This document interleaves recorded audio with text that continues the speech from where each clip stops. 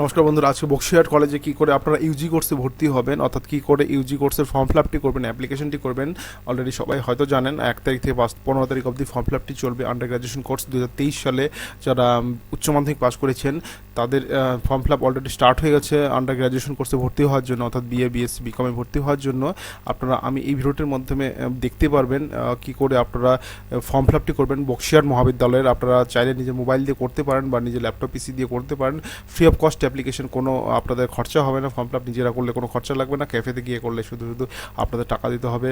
আশা করি খুবই simple process, step by step দেখিয়ে দেবো। আশা করি সমস্ত বিষয় আপনারা অতি সহজে বুঝতে পারবেন। তো বন্ধুরা, আজকে আমি Online.com.প যে ভিডিওটি আনছি সেটা খুবই গুরুত্বপূর্ণ, আর আমার চ্যানেলটাকে অবশ্যই সাবস্ক্রাইব করবেন। পরবর্তীকালে এইরকম ইনফরমেশন পেতে আমার নোটিফিকেশন বারটিকে অবশ্যই অন করে রাখবেন। তো বন্ধুরা, আসুন শুরু করছি ভিডিওটি।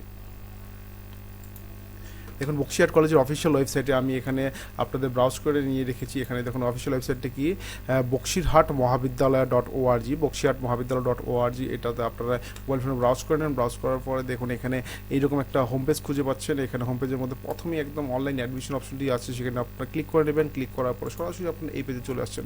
এই পেজ নয়, আমি এই পেজের আগে একটা পেজ দেখাচ্ছি, এক সেকেন্ড। এইরকম একটা পেজে চলে আসছেন। এরকম পেজে চলে আসার পরে দেখুন এখানে অনেক তথ্য দেওয়া আছে, log in option, form fill up option, retrieve your acknowledgement, form number, payment, admission ফি। সেটা কী উদ্দেশ্যে দেওয়া আছে সেটা আমি বলে দিচ্ছি। ফর্ম ফিল আপ, অর্থাৎ এই ফর্ম ফিল আপ অপশনে ক্লিক করে আপনারা ফর্ম ফিল আপটি, নতুন যারা আছেন ফর্ম ফিল আপটি স্টার্ট করতে পারেন। তারপরে ফর্ম ফিল আপ করা যারা হয়ে যাবে তারা এখান থেকে লগ ইন অটোমেটিক করতে পারবেন আইডি পাসওয়ার্ড দিয়ে। অনেকের মনে আছে, অনেকে অ্যাকনোলেজমেন্ট নাম্বার হারিয়ে যাবে বা হারিয়ে গেছে বা খুঁজে পাচ্ছেন না, তারা রিট্রাইভ এটা দিয়ে আপনার অ্যাকনোলেজমেন্ট নাম্বারটি পাবেন। এবং পে অ্যাডমিশন ফিস, অর্থাৎ আপনারা যখন অ্যাডমিশন হবেন তখন এখানে pay admission fees option click করে আপনারা আইডি পাসওয়ার্ড দিয়ে অ্যাডমিশন হতে পারবেন। আপনাদের কিন্তু অ্যাডমিশন এবং কাউন্সেলিং কিন্তু অনলাইনে হবে, সেই জন্য কিন্তু এই অপশনটি এখানে দেওয়া আছে। সর্বপ্রথম আমি যেহেতু আপনাদের ফর্ম ফিল আপ করার জন্য ভিডিও দেখাচ্ছি, সেজন্য ফর্ম ফিল আপ অপশনতে ক্লিক করবেন। ক্লিক করার পর সরাসরি আপনারা এই পেজটাতে চলে আসবেন। এই পেজটাতে আপনারা এখানে প্রথমেই দেখতে পাচ্ছেন একটা মোবাইল নাম্বার চাচ্ছে। মোবাইল নাম্বারটা এখানে লিখে দিবেন। লিখে দিয়ে জেনারেট ওটিপি অপশনে ক্লিক করবেন। ক্লিক করবেন, মনে রাখবেন মোবাইলটি নিজের সাথে রাখবেন, যেহেতু ওটিপি চলে আসবে। এখানে ওটিপিটা এখানে লিখে দিবেন। আর লিখে দেওয়ার পর এখানে দেখুন কত সালে আপনারা পাস করেছেন, মনে রাখবেন উচ্চ মাধ্যমিক এখানে বলা হয়েছে। উচ্চ মাধ্যমিক কত সালে পাস করেছেন, উচ্চ মাধ্যমিক কত সালে পাস করেছেন সেটা লিখে দেবেন। এখানে আপনারা হচ্ছে কোন কাস্ট, এসসি ওবিসি না জেনারেল বা ইডাব্লিউএস কিনা, ইকোনমিক্যাল উইকার সেকশন কিনা। ইকোনমিক্যাল উইকার সেকশন অর্থাৎ যারা জেনারেল কাস্টের আছেন তাদের ক্ষেত্রে হয়, যারা ইকোনমিক্যাল উইকার সেকশন সার্টিফিকেট বানাতে পারেন তারা 10% সংরক্ষণ পেয়ে যাবেন। কিন্তু এটা যদি থাকে, আপনাদের যদি কাস্ট সার্টিফিকেট যদি থাকে ইকোনমিক উইকার সেকশন, তাহলে কিন্তু আবার 10% সংরক্ষণ পেয়ে যাচ্ছেন, যারা জেনারেল ক্যান্ডিডেট। এবং তাছাড়া যারা এসসি এসটি আছেন সেটা লিখবেন। লেখার পর তারপরে যারা কোন বোর্ড থেকে উচ্চ মাধ্যমিক পাস করেছেন সেটা লিখবেন। লেখার পর সমস্ত ইনফরমেশন দেখার পর তারপর নিচের দিকে স্ক্রল ডাউন করেছেন আপনারা উচ্চ মাধ্যমিকের মার্কশিটে কী তথ্য আছে সেই তথ্যগুলো এখানে বসাতে হবে। অর্থাৎ উচ্চ মাধ্যমিক মার্কশিট আপনার মার্কস ডিস্ট্রিবিউশনগুলো দেখুন, প্রথমে ইংলিশ এবং বাংলা এখানে সিলেক্ট করা আছে। আপনারা প্রথমে ইংলিশে নম্বরটা লিখবেন। ইংলিশের নম্বরের মধ্যে কী কী বলা আছে দেখুন, থিওরি, এইটুক পার্ট হচ্ছে থিওরি পার্ট, আর এইটুক পার্ট হচ্ছে প্র্যাকটিক্যালের পার্ট। থিওরি পার্টে কী কী আছে, মার্কস অবটেন, অর্থাৎ থিওরি মার্কস অবটেন মানে কত পেয়েছেন, থিওরিতে ইংলিশে কত পেয়েছেন লিখবেন। মনে রাখবেন থিওরিতে কত পেয়েছেন শুধু সেটা লিখবেন। তারপরে যে কত নম্বরের মধ্যে পরীক্ষা হয়েছিল থিওরি, মনে রাখবেন প্র্যাকটিক্যাল থিওরি একসাথে বলা হয়নি, আলাদা আলাদা কিন্তু বলা হয়েছে এখানে। থিওরিতে কত পেয়েছেন, এখানে অবটেন মার্কস মানে পেয়েছেন কত, এবং ফুল মার্কস মানে কতর মধ্যে পরীক্ষা হয়েছিল।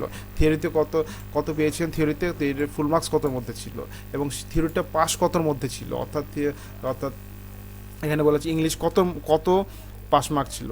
মনে রাখবেন থিওরিতে পাস মার্ক কত ছিল, 24 থেকে 24 এখানে লিখবেন। সেটা মার্কশিটে কিন্তু সব আপনারা কিন্তু দেখতে পাবেন। মার্কশিট কিন্তু সেই হিসেবেই করা আছে, ভালো করে মার্কশিটটা খেয়াল রাখবেন। কিন্তু এই সেম টু সেম হিসেব কিন্তু মার্কশিটেও লেখানো আছে।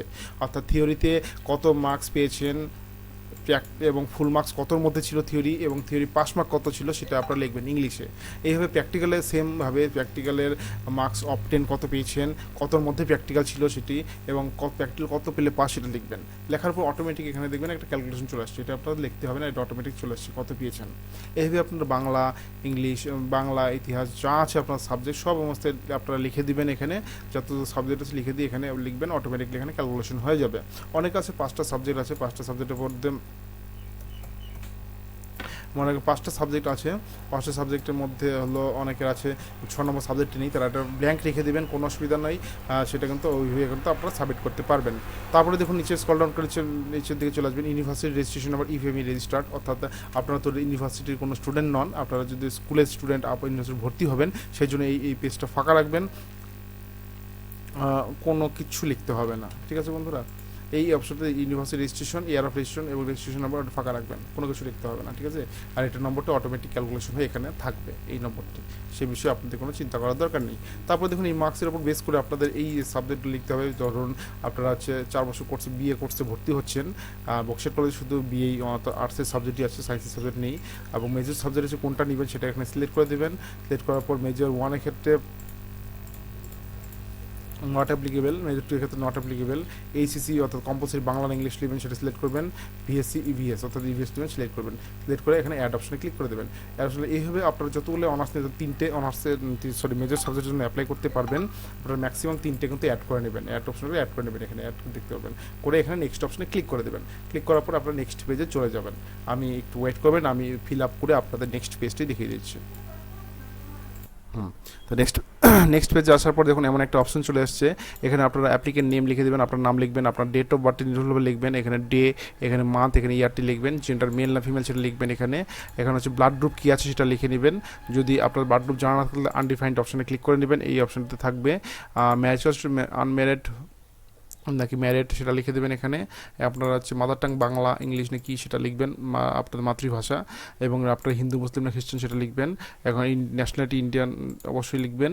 এখানে সিঙ্গেল গার্ল চাইল্ড অর্থাৎ আপনার যদি বাবা মার যে একমাত্র কন্যা থাকে, তাহলে যদি মেয়ে থাকেন একমাত্র কন্যা যদি হন ইয়েস করবেন, আর যদি না হয় তাহলে নো করবেন। একমাত্র কন্যা বলতে ভাই বোন থাকলে হবে না, শুধু বোন থাকতে হবে, শুধু খালি মেয়ে থাকলে হয় তাহলে ইয়েস করবেন, যদি না থাকে ভাই বোন যদি থাকে তাহলে নো করে দেবেন। ফিজিক্যালি চ্যালেঞ্জ যদি হ্যান্ডিক্যাপ থাকেন, কি হ্যান্ডিক্যাপ সেটা লিখবেন, না থাকলে নো করে দেবেন। এবং কি যদি হ্যান্ডিক্যাপ থাকেন কত পার্সেন্টেজ হ্যান্ডিক্যাপ সেটা লিখবেন, এবং আপনার ইমেল আইডিটা এখানে লিখে দিবেন। তারপর আপনার বাবার নামটা এখানে লিখে দিবেন, বাবা কি পাস সেটা লিখবেন, এবং বাবা কি করেন সেটা লিখবেন। যারা হচ্ছে private business, tea garden worker বা সেলফ এমপ্লয়েড বা নট এমপ্লয়েড, যারা কৃষিকাজ করেন বা আদার্স করেন তারা নট এমপ্লয়েড লিখে দেবেন। মার নাম লিখবেন, মার কোয়ালিফিকেশন কী আছে, মাধ্যমিক উচ্চ মাধ্যমিক 8 পাস যেটা সেটা লিখবেন। এটা এসেন্সিয়াল বিষয় না, মনে রাখবেন, যেটা আন্দাজ করে লিখলেও কোনো অসুবিধা নেই। আর হচ্ছে মা কী করেন হাউস ওয়াইফ লিখবেন। গার্জিয়ান নেম বাবার নাম লিখতে পারেন অথবা মার নাম লিখতে পারেন। বাবার নাম লিখলে বাবা ফাদার সিলেক্ট করবেন রিলেশনশিপ, আর মা লিখলে মা সিলেক্ট করবেন, মাদার সিলেক্ট করবেন রিলেশনশিপে টু গার্জিয়ান মোবাইল নাম্বারটা এখানে অবশ্যই লিখে দেবেন, বাবার মোবাইল নাম্বারটি। আর ইমেল আইডিটা এখানে বাধ্যতামূলক নয়, রেডমার্ক নেই, রেডমার্কগুলো বাধ্যতামূলক, রেডমার্কগুলো অবশ্যই লিখতে হবে, আর রেডমার্ক যেগুলো নেই সেটা লিখতে পারেন, না লিখতে পারেন। গার্জিয়ানের ইমেল আইডি বাধ্যতামূলক না। অ্যানুয়াল ইনকাম কত করেন, বছরে ইনকাম আপনাদের ফ্যামিলিতে কত হয় সেটা আপনার ইনকাম না, আপনার ফ্যামিলি ইনকাম কত হয় সেটা লিখবেন। আপনার এপিএল বিপিএল না কোনটা কার্ড হোল্ডার সেটা লিখবেন। যদি এপিএল বিপিএল হন বিপিএল কার্ড নম্বর লিখতে লাগবে, আর যদি এপিএল হন এপিএল লিখবেন, কোনো কার্ড নম্বর লিখতে হবে না। মনে রাখবেন এটা বাধ্যতামূলক না, দিতে পারেন না দিতে পারেন। যদি আপনাদের কন্যাশ্রী আইডি থাকলে লিখবেন, না থাকলে লিখবেন না, কোনো অসুবিধা নেই। কাস্ট সার্টিফিকেট যদি থাকে লিখবেন, না লিখবেন না, কোনো অসুবিধা নেই। কাস্ট সার্টিফিকেট থাকলেও যদি আপনার সার্টিফিকেট নম্বর না লেখেন কোনো অসুবিধা নেই। আধার কার্ড নম্বরটি এখানে অবশ্যই লিখতে হবে, এবং বাংলা শিক্ষার যদি আইডি নাম্বার থাকে সেটা অবশ্যই লিখতে হবে এখানে। আর যদি না থাকে কোনো অসুবিধা নেই, না দিলেও চলবে। এখানে অ্যাড্রেসের ক্ষেত্রে আপনাদের অ্যাড্রেসের লাইনে 1 লাইন 2 লাইন 3 হচ্ছে ভিলেজ পোস্ট লিখে দেবেন, পোস্ট অফিস এখানে লিখে দেবেন। এখানে ভিলেজ অথবা পাড়ার নাম লিখে দিলেন। এখানে ব্লক মিউনিসিপ্যালিটি যদি ব্লকে থাকেন তখন 1 টু কোনটা আছে যে ব্লকে আনে সেটা লিখবেন। মিউনিসিপ্যালিটি থেকে মিউনিসিপ্যালিটি আনে সেটা লিখবেন। পুলিশ স্টেশন কোনটা সেটা লিখবেন। পিনকোড কত সেটা লিখবেন। উরবান মানে হচ্ছে শহর, এবং রুরাল মানে হচ্ছে গ্রাম। উরবান মানে হচ্ছে শহর, রুরাল মানে হচ্ছে গ্রাম। যদি আপনারা গ্রামে থাকেন তাহলে হচ্ছে রুরাল লিখবেন, আর যদি শহরে থাকেন উরবান লিখবেন। আর যদি গ্রাম শহরের মিডল হয় তাহলে সেমি উরবান লিখবেন। আর হলো কান্ট্রি হচ্ছে ইন্ডিয়া লিখবেন। State West Bengal. ডিস্ট্রিক্ট যেটা আছে সেটা আপনাদের ডিস্ট্রিক্ট লিখবেন। লিখার পর এখানে যদি আপনার প্রেজেন্ট পার্মানেন্ট সেম অ্যাড্রেস হয় এখানে চেকবক্সে ক্লিক করে দেবেন, আপনারা সেম অপশন চলে আসবে এখানে। এখন লাস্ট এক্সামিনেশন ডিটেলস, অর্থাৎ কোন স্কুল থেকে আপনার উচ্চ মাধ্যমিক পাস করেছেন স্কুলের নামটা এখানে লিখবেন। ইনস্টিটিউট মিডিয়াম, অর্থাৎ কোন মিডিয়ামে আপনারা পাস করেছেন, বাংলা মিডিয়াম না ইংলিশ মিডিয়াম পড়াশোনা করেছেন সেটা লিখবেন। রেজিস্ট্রেশন নাম্বারটি লিখবেন আপনার উচ্চ মাধ্যমিকের রোল নাম্বারটা এখানে লিখে দিবেন। গ্রেড, অর্থাৎ উচ্চ মাধ্যমিক কোন গ্রেড পেয়েছেন, এ বি না এ প্লাস না বি, কোন গ্রেড পেয়েছেন এটা এখানে লিখে দেবেন। লিখে দেওয়ার পর এই ক্যাপচার কোডটি এখানে লিখে এখানে এই ক্যাপচার যেটা এখানে দেওয়া আছে এটা এখানে লিখবেন। লেখার পর এখানে সাবমিট অপশনে ক্লিক করবেন। সাবমিট অপশনে ক্লিক করার পর আপনাদের নেক্সট পেজ চলে আসবে। আচ্ছা, সাবমিট করার পর দেখুন এমন একটি অ্যাকনোলেজমেন্ট নম্বর এবং হচ্ছে ফর্ম নম্বর এখানে দিয়ে দিয়েছে। আপনারা এখানে অ্যাকনোলেজমেন্ট প্রিন্ট অপশনে ক্লিক করে কিন্তু এই অ্যাকনোলেজমেন্ট নম্বরটি এবং ফর্ম নম্বরটি কিন্তু প্রিন্ট করে নেবেন। মনে রাখবেন খুবই গুরুত্বপূর্ণ বিষয়টি, অ্যাকনোলেজমেন্ট নম্বর এবং প্রিন্ট নম্বরটি প্রিন্ট করে নেবেন। দেখুন এইভাবে প্রিন্ট করে নেবেন। প্রিন্ট করার পর এখানে যে অ্যাকনোলেজমেন্ট নম্বরটা কত আছে সেটা এখানে কপি করবেন। কপি করে এখানে কিন্তু পেস্ট করে নেবেন এবং ফর্ম নম্বরটি এখানে কপি করে কিন্তু পেস্ট করে নেবেন। তার আগে কিন্তু অবশ্যই আপনারা ফিউচার রেফারেন্সের জন্য কিন্তু আপনারা কিন্তু অবশ্যই এই প্রিন্টটি কিন্তু প্রিন্ট করে রাখবেন। এখানে ডেট অফ বার্থ লিখে দিচ্ছি।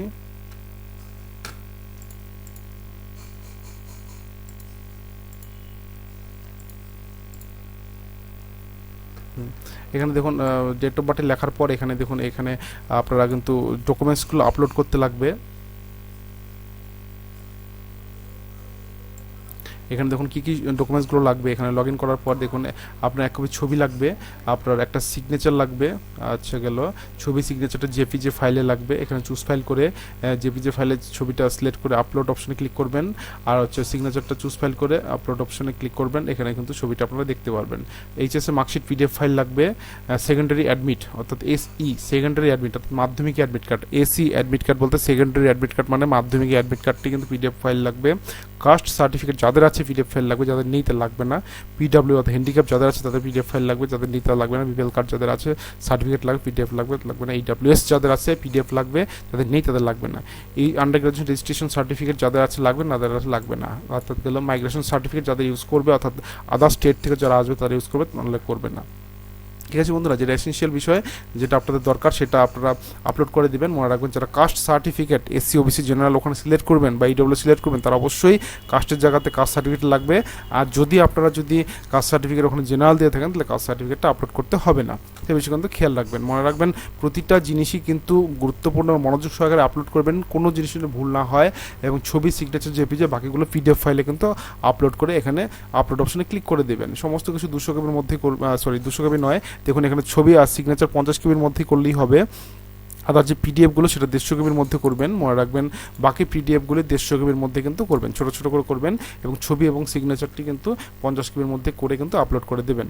আপলোড করে দেওয়ার পরে কিন্তু অবশ্যই আপনারা কিন্তু যে প্রিন্ট আউটটি আসবে এখানে কিন্তু প্রিন্ট আউটটি এখানে দেখতে পারবেন। To print application form upload photo and signature, মানে এখানে এই ফটো, সিগনেচার এবং সমস্ত তথ্য আপলোড করার পরে কিন্তু আপনারা এখানে কিন্তু ওই ওপরে কিন্তু আপনারা যে অ্যাপ্লিকেশন ফর্মের প্রিন্টটা সেটা কিন্তু দেখতে পারেন। সেটা প্রিন্টটা অবশ্যই করে রাখবেন। অ্যাকনোলেজমেন্ট স্লিপ এবং অ্যাপ্লিকেশন ফর্মের প্রিন্টটি অবশ্যই করে রাখবেন। সেটা কিন্তু অ্যাডমিশনের সময় গুরুত্বপূর্ণ, কিন্তু এটা কিন্তু অবশ্যই লাগবে। তো বন্ধুরা, যারা বক্সিরহাট কলেজে অ্যাডমিশন নেবেন, বক্সিরহাট কলেজে ফর্ম ফিল আপ করবেন, তারা আশা করি সমস্ত কিছু বুঝতে পেরেছেন। বুঝতে যদি কোনো অসুবিধা আমার কমেন্ট বক্সে অর্থাৎ ভিডিওটির কমেন্ট বক্সে কমেন্ট করে দেবেন। অবশ্যই আপনাদের আমি ধরে ধরে সমস্ত প্রবলেম সলভ করে দেবো। তো বন্ধুরা, আমি online.com পাপায় আজকে এতটুকুই। ভালো থাকবেন, সুস্থ থাকবেন। আর হ্যাঁ বন্ধুরা, ভালো করে মনোযোগ সহকারে ফর্ম ফিল আপ করবেন। ফর্ম ফিল আপ ভুল হলে কিন্তু অবশ্যই আপনারা অ্যাডমিশন হতে পারবেন না। তো বন্ধুরা, আজকে এতটুকুই। ধন্যবাদ।